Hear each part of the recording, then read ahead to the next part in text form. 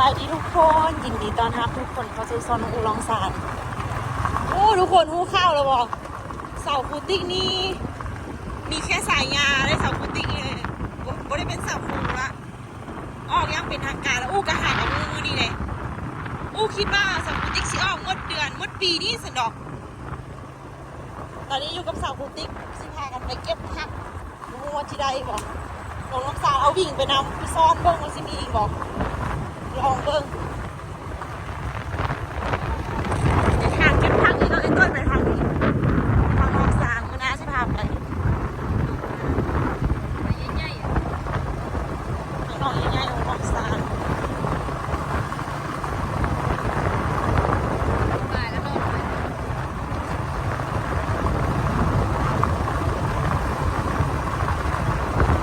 อย่างนี้นี่ต้องหิน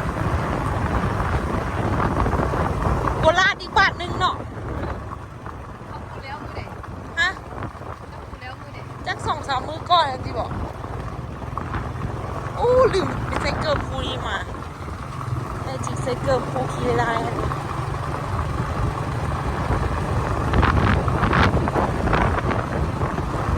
บรรยากาศในหมู่บ้าน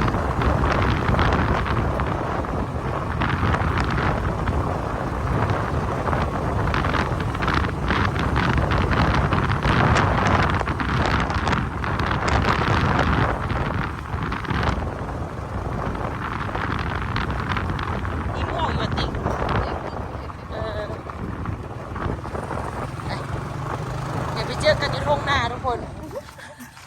สัมภาษณ์สาวครูติ๊กก่อนเป็นยังไงออกครูล่ะก็ไม่ได้เป็นยังไงก็มีเวลาให้ดันอื่นหลายคนนะอันสิว่าสาวครูติ๊กนี่ที่จริงบ่ได้เรียนจบครูเนาะแม่นเรียนอันเด็ดติ๊กไอที่ภูมิสันฐานภูมิสันฐานเกี่ยวกับอย่างเฮียนเกี่ยวกับอย่างภูมิสันฐานมันเกี่ยวกับภูมิสันฐานของบ้านนี่นะไหนว่าพวกแผนที่อย่างนะอันติ๊กนี่เฮียนอยู่วิทยาลัยปากวิทยาลัยสภาวิชาเนาะแม่นนี่เฮียนจบการค้าส่วนแต่ว่าการเป็นครูยุลาวนี่ถ้าแบบเป็นครูเอกชนนะบ่แม่นครูรัฐเด้อถ้าครูรัฐนี่ต้องเฮียนจบตรงสายทุกอย่างถึงจะสามารถเข้ารัฐได้เนาะแม่นแต่ว่าครูเอกชนนี่ก็คือเขาสามารถไปฝึกอบรมบ่เนาะแม่เพื่อให้ฝึกอบรม3 เดือนแล้วจึงค่อยสามารถไปสอนได้เนาะแม่ตัวก็ได้ฝึกว่ะฝึกก็ได้ฝึกอบรม3 เดือนแล้วก็มีใบฝึกอบรมมันก็ไปยั่งยืนเป็นครูเนาะแล้วก็ได้สอนแล้วก็แต่ว่าติ๊กท่านสอนเอกชนบ่ได้สอนรัฐสินะบางคนก็ว่าเป็นครูอีหยังวันมันคงอีหยังเนาะมันบ่คือกันเลยมันบ่คือกันมันบ่คืออยู่ไทยเด้ข้ามนี่ก็ได้ข้ามทางนี้ก็ได้แกได้มันบ่คืออยู่ไทยทุกคนคันว่าเว้าเรื่องเงินเดือนครูของรัฐก็มันก็บ่ได้สูงเด้คันสิเว้าน่ะแฮงน้อยกว่าเอกชนซ้ำเนาะแต่ว่ามันคงแม่มันคงที่รัฐแต่ว่ารัฐถ้ามันยังมีเวลาเฮ็ดอันเฮ็ดนี้หลายได้ชั่วโมงว่างก็ยังพอกับเงินกับซันมาพัฒนาเศรษฐกิจครอบครัวได้แต่ว่ารัฐนี้แต่ว่าเอกชนนี้ตัดเงินคันออกก็ตัดเงินสิหนะคณะมื้อเดือนนั้นนะออกแล้วทุกคนเพราะว่าหลายคนให้คำแนะนำว่าเป็นอย่างคือแบบโบเฮ็ดครูไปนำกับเฮ็ดคลิปไปนำทุกมื้อนี่แบบคนเฮ็ดหลายคันว่าสิมาเอา YouTube อย่างเดียวแบบกับความหมายคือย่านบ่รอดบ่เด้อนะติ๊กไปเบิ่งมากองนี่ก่อนติ๊กแต่ว่าใจก็อยากเฮ็ดอันอื่นได้แล้วนะที่จริงแล้วคันท่าว่าเขาเจ้าบ่ให้สอนหนังสือหลายปานนั้นก็บ่แบบบ่เฮามีชั่วโมงว่างได้มันก็พอแบบเอาเวลามาเฮ็ดคลิปได้อยู่เนาะแต่ว่าตัวก็รู้สึกว่าเวลามันเต็มจนบ่มีเวลาเฮ็ดหยังบ่เฮ็ดอีหยังมันก็บ่ทันแล้วมันค่ำมาแล้วเนาะใส่ไปอย่างเงี้ยนี่มากองนี่ตกอยู่บ่นี่ตกลงมากับงัวกินมอลตี้นี่แม่นแท้ๆอ้าวบึงงัวกินมันก็คลายเกี้ยนอีก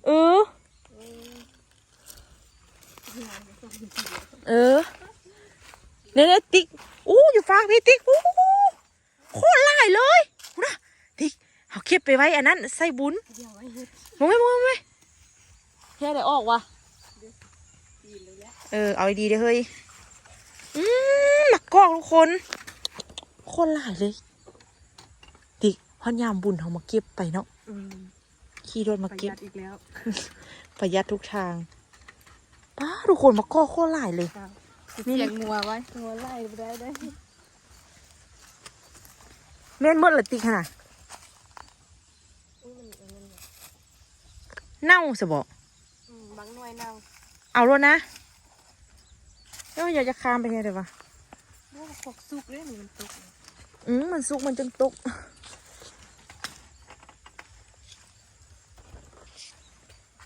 ไก่ซ้วยสาคูติ๊กสุดยอดละอยากเคยได้เงิน ตอนนี้งานท่าตั้งแต่พินมา YouTube ก็ได้โอ้ตายท่าพินมาแต่อเมริกาตอนนี้นะท่าก็จะส่งมาทางไปรษณีย์ท่าเบิ่งว่ามื้อเดือสิฮอดนี่มากอกทุกคน ต้นมันสิอยู่เทิงนี่เห็นบ่ตกแล้วเขาก็มาเก็บเอา เก็บเส้นนี้เลยเนาะ นี่หน่วยดิบอันเดอร์กับแมนหมดแมนหมดเลยตำเจียวกุ้งเนาะนี่แมนหมดนี่นะนี่พอดีหน่วยนี้แบบนี้นะนี่อ้าวดิเอาไว้ไปกินดนนะ1 ละอันเอาเสื้อตู้เย็นไว้เพื่อซองแข็งไว้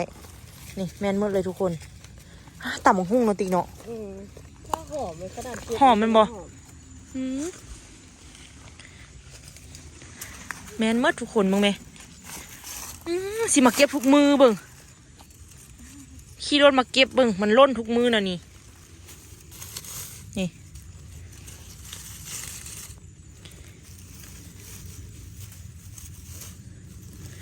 ขี้มินก็มีติ๊กมึงไหม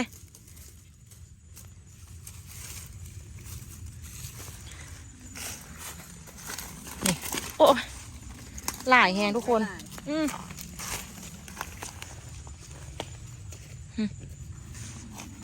แมนมดนี่นะพูดอาติ๊กน้ำป้าน้ำพอนี้แมนมดเลยทุกคนเมื่อกี้ผ่านได้ถ่ายทุกคนเบิ้งลงมาเก็บผักแล้วก็ลงมาซ่อนเดี๋ยวต้องคลิปสาวติ๊กเด้อถึกงัวไล่เป็นฝูงเลยกับติ๊กอะถึกงัวไล่เป็นฝูงจนเกือบตายคันมีกล้องโกโปรถ่ายให้เบิ่งใดเดี๋ยวมันโบสั้นเลยจับไปแล่นไปอะไรมันก็โบสั้นเลยฟาวเลยมึงไม่อยากให้ผมกับเฮียแล้วก็ม่วงกับเฮียตอนนี้กำลังซอกหัวอยู่มันยุ่เจเดี๋ยวมันหุ มาแล้วมาเป็นฝูงเลยมาตัวเดียวกันยังจับคอนฟาด ซอกอันนั้นก่อน บุยู่เลยตัว จังวะเดี๋ยวเราจะให้เบิ่งงัวเพื่อน งัวเดือดหายเถอะวะ เขาหายได้หายปะเขาจะไปซอกอันนั้นบ่เอ่ยวะไปบอกสิพาเขาไปเก็บหอยเอาบ่ เก็บหอยวะ ไปเก็บหอยเก็บผักเอาเนาะหอบ่ได้ซ่อนบ่ได้ลงเองก็ได้มันอยู่กระเดือกเกาะเดี๋ยว ยี่วันเดียวกัน สิเด้อ ม่วงกันนะม่วงกับ ยานแทยานว่าแล้วว่าผู้เดือกก็ได้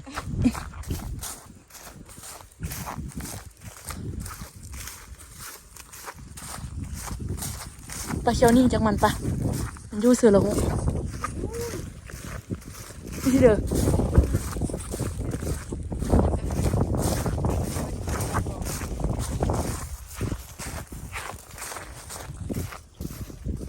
เนี่ยอยากอัดผมไปเชียวนี้งัวเด็กใจให้เชียวว่ะ มันบุกลุกพี่ของมันดิ โฮ้ย มันเห็นแล้วมันอุ้ย มึงพักพอใส่งามขนาดเมสลี่เอาไปขายตลอดเนาะคุณเบิ่งพักกาดนงยุงขั้นส้มกินอยู่พอใส่พักกาดนงยุงสลัด เราไปง่ายๆแม่ แมวมันอันนั้นนะ โอ้ซอยเอาเบิร์นไปค่ะหอมบัวงามแท้งามมาติ๊กมึงไหมของเพิ่น เนาะ ส่วน อยู่ไกลน้ำเลย พักสลัดเป็นค่ายแล้ววะนี่โอ้นี่โลเขาเดี๋ยวนี้น่ะค่ายเดี๋ยวพักสลัดนี่ของเขายังบุญเยอะซ้ำของเขา มันอยู่ไกลน้ำมันงาม ป้าพักสาระแหน่นี่เนาะงามได้งามว่าบุ้งไหม เอาไปบ่มักกันดิมันหืน เอ้ยกินได้อยู่เอ้ย ลาบหมูอันนั้นกับข้าวปุ้น เออ มันหืนห่วยนะมักหอมลาบมักหอมลาบอัน กินได้หมดเอ้ยงาม เอา ตา จั ย บ เขา คอ ย่างกายไปมันก็สิไล่เขาอยู่บนนั้น จับคอ โอ้ยสบายดีไทเกอร์คุณนะอายละเดี๋ยวนี้คันสมพัก เอามาที่ซื้อพักนี่ซื้อตลาด เสื้อเปียกมันค่ะ อืมคันดิคันละเฮ็ดอันเอาะซีนกินกับไม่แซ่บเสียบก่อน เอาได้อันนี้ บ่ได้เนี่ยมะกอก แบ่งเอากินบ่ ได้แท้ไล่ว่าสกุลย้วนข้องพอใส่ฮะน่ะเมื่อแม่สกุลมันตกน่ะ เป็นปึ้งกระแตะเนาะ แบ่งกันสกุล มักเจียว ทอดลงไปติ๊กทอดลงดู เข้าเลยนะ เออ แบ่งกันเจ้าปีเด้ มีจุดน้ำเปล่าเลย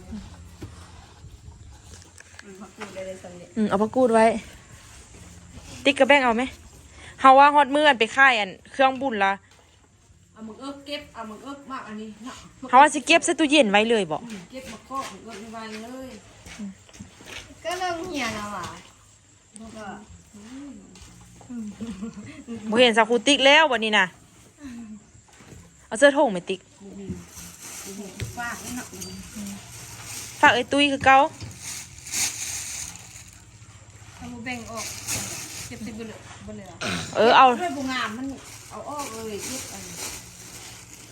ไม่เละ เฮาก็เลือกเอาแต่หน่วยเอาดี ไม่เอาดีเลย มันก็เป็นตะกินมื้อใดล่ะ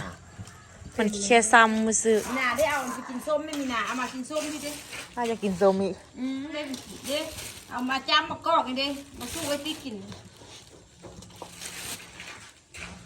สีฟ้าไปเก็บห้อยไอ้นี่ พอดี อยู่ โอ้เอ็ดเลย บึง เลื งั อ ว กกันด้วยงามๆแล้วก็ป้าไปนี่เลย ป้า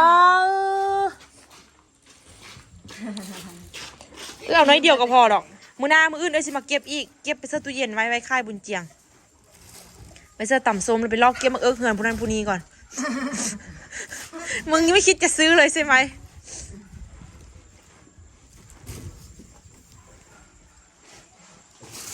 มึงทาบนนางจะมันคือพอมั้งนะมึง เอาคือบุเซอร์แว่นตาลูกครับอ้าวเดี๋ยววันหน้าลูกใหญ่เดี๋ยวแว่นตาให้มันน้อยเด้ผนว่า สีแดงเลยนะ พมมันก็พมมันยังแซ่ดคือเก่าเนาะพมไทเกอร์นะแซ่ดทุกคน แถวตอนมันเกิดกับแถวอ่ะตอนมันเกิด อันนี้ก็คือห้างโตนั่นแหละเกอร์ห้างตัวเป็ด เกิดมาเขาว่าบัวแถแล้วมันนั่นมันบัวด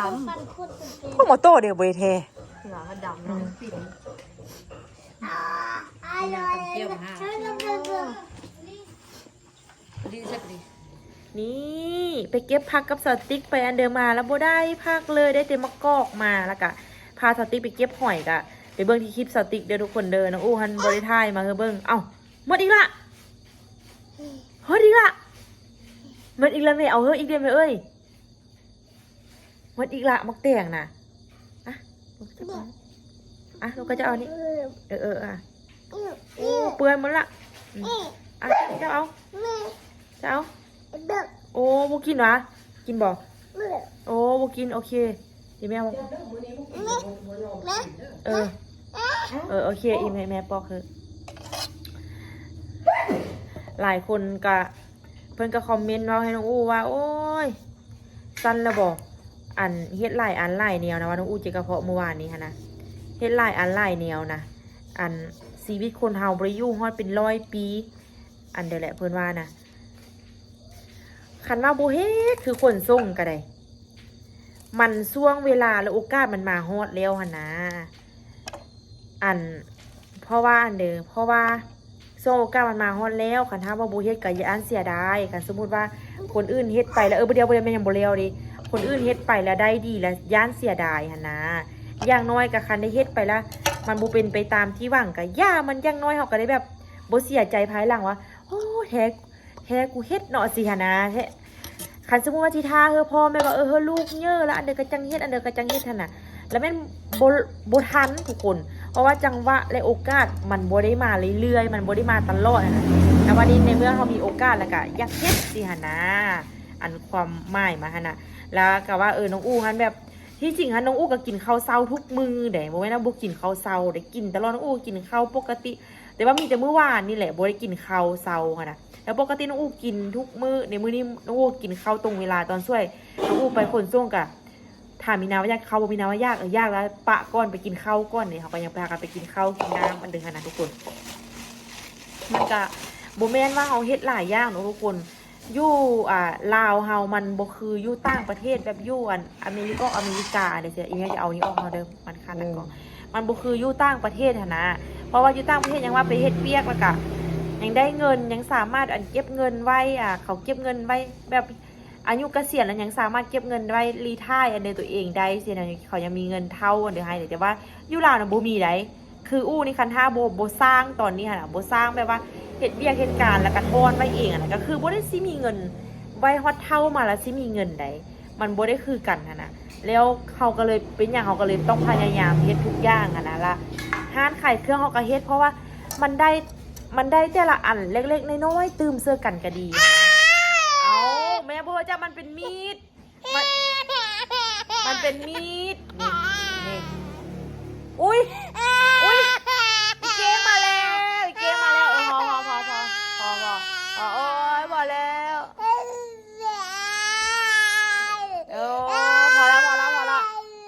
พอละไปพูดอะไรเมื่อกี้นี่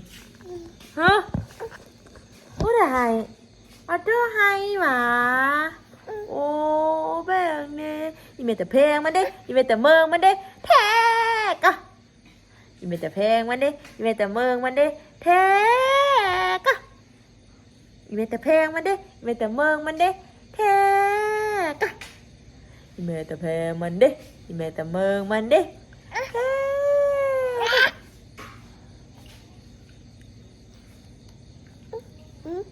กินบ่ได้อันนี้กินบ่ได้เอาเสื้อมือแม่ไว้โอเค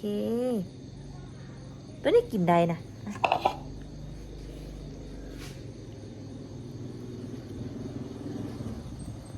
มาให้แม่กินมาอ่ะงมเอาแม่ทะเลเป็นมัดห้อยแล้วนี่มัด14 พันเหมือนกันเนาะ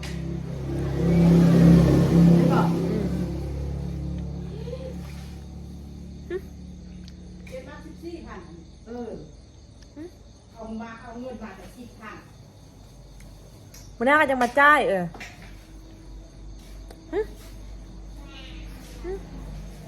พาตัวมาอยู่พาอีพอมาเนาะโอ้ยคิดนอนอีพอเด้เนาะคิดนอนอีพอเด้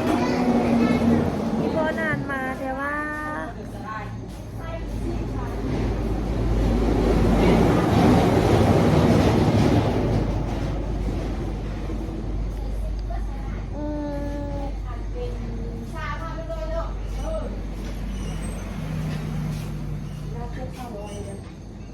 ไปดูอ้วนเท่ากับยังไม่จดเลยค่ะ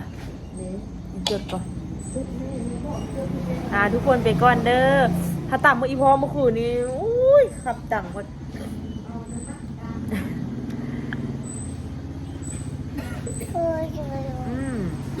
พยายามทุกคนอู้ก็ชิพยายามเฮ็ดคลิปไปให้ทุกคนเบิ้งนี่แหละถ้าเบิ้งมืออื่นไปซอกซื้อเครื่องมาขายกับมืออื่นตัดอันเด้อเอาใบอันนี้ตัดเอาใบอันนี้ตัด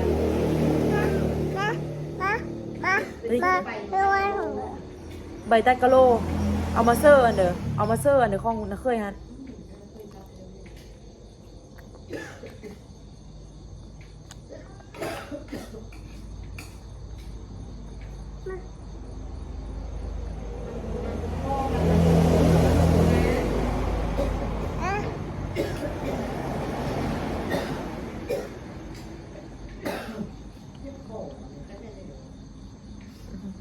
ลาทุกคนไปก่อนนะทุกคนไว้เจอกันคลิปวิดีโอหน้าคุณเสาคุติ๊กก็ออกครูเนาะทุกคนเนาะออกครูละเพิ่นกับแบบลายฮับมันก็บ่โอเคปานใดแหละทุกคนแล้วมันเฮ็ดเวียกค่อนข้างที่จะหลายกว่าลายฮับได้แล้วมันมืดมันบ่ มีเวลาอีกอย่างเลยมันมีเสาร์ที่ก็ยังแบบแทบจะบ่มีเวลาให้ตัวเองอันเดเซียนะแล้วก็เลยว่า เพิ่นก็เลยตัดสินใจออกเนาะก็ฝากทุกคนเป็นกำลังใจในการเฮ็ดคลิปของสกูติกเด้อตอนนี้สกูติกนั้นก็คือยังบ่ทันได้พินเพื่อคันถ้าได้พินแล้วก็สามารถนำเงินออกจาก YouTube ได้แหละแล้วก็สิได้เงินตลอดคันถ้ามันเฮ็ดคลิปนะอูก็บอกอยู่ให้ได้ลงคลิปทุกมื้อแต่ตอนนี้เพราะว่าออกเฮ้ยตู้เย็นแล้วก็เลยว่าอันต้องมันลงคลิปทุกมื้อเพราะว่าบ่ได้เฮ็ดครัวเด็กก็สิพยายามมาหาช่องทางรายได้จากอัน YouTube สิหั่นน่ะก็ฝากทุกคนเป็นกำลังใจให้สาวคุติกเด้อก็เป็นกำลังใจให้เพิ่นแด่เพิ่นก็สู้ชีวิตอีหลีทุกคนก่อนเซียนมาฮอดทุกมื้อนี่เนาะสาวคุติกเป็นคนที่เก่งได้ส่งตัวเองเรียนหนังสือได้หั่นส่งตัวเองจนเรียนหนังสือจบแล้วก็หาเงินเรียนเองแล้วก็ส่งตัวเองเรียนคนบ่เก่งแท้นี่เฮ็ดบ่ได้เด้ขนาดอู้ก็ยังบ่เคยแบบหาเงินส่งตัวเองเรียนจักเทื่อบ่เคยเฮ็ดจักเทื่อมีแต่พ่อกับแม่ส่งเนาะแต่ว่าสาวคุติกนี้เราเป็นคนที่เก่งแฮงมีความอดทนสูง ฝากทุกคนเป็นกำลังใจให้เราเด้อกับฝากทุกคนเอ็นดูเราแด้น้องอู้กะว่าง่ายๆกะอีตนน้องอู้ค่ะนะรู้สึกอีตนสกุติกแปลว่าเราเป็นครูแต่ว่ารายรับเราก็บ่ได้หลายนะแล้วก็เราก็อยากหารายได้นะน้องอู้ก็แบบช่วยทุกหนทางแล้วก็พยายามช่วยเราเฮ็ด YouTube แล้วก็คือไปขายเครื่องบุญเจียงนี้เอาว่าตามตรงแค่ถ้าใจจริงน้องอู้กับพันได้อยากไปบ่ได้อยากไปปานใดเด้อเพราะว่าอย่างน้องอู้มันเวียกหลายแต่ว่าสกูติกมาส่วนไปขายเครื่องนะเราหันแบบคันสิว่าเงินลงทุนกับโบได้มีอะไรเนาะเราก็ได้แต่ว่าเราหันมีแบบความอยากเฮ็ดอยากหาเลยเสียนะเรามาส่วนอู้เฮ็ดเสียนะอู้ก็ว่าเดี๋ยวอู้สิลงทุนแล้วก็ขายมาแล้วก็จังค่อยหักต้นทุนออกให้อู้แล้วก็จังค่อยแบ่งกันกำไรหันนะเครื่องของเอาไปขายอยู่บุญประเภทน้ำหรือประเภทเป็นเครื่องปรุงเครื่องเปิงเดี๋ยวแบบเกี่ยวกับเฝอกับข้าวเปียกก็เอายูฮานอู้ไปก้อนแล้วหลังจากที่ขายได้ก็จะค่อยเอามาส่งคืนเสียนะเฮ็ดแบบนี้เอาเนาะทุกคนเนาะรอถ้าเบิ่งทำกันทุกคนอีกบ่เกินประมาณจากมือที่อย่าง4 5 6 7 8 9 10 11 12อีกประมาณอาทิตย์นึงก็จะได้ไปขายเครื่องบุญเจียงละรอถ้าติดตามทำกันเด้อเอาตัวบ๊ายบายเลยกินบ่ได้ตัวนี้นะบ๊ายบายก่อนกินบ่ได้แอ๊กตัวนี้นะเอาบ๊ายบายก็ไม่บ๊ายบายก่อน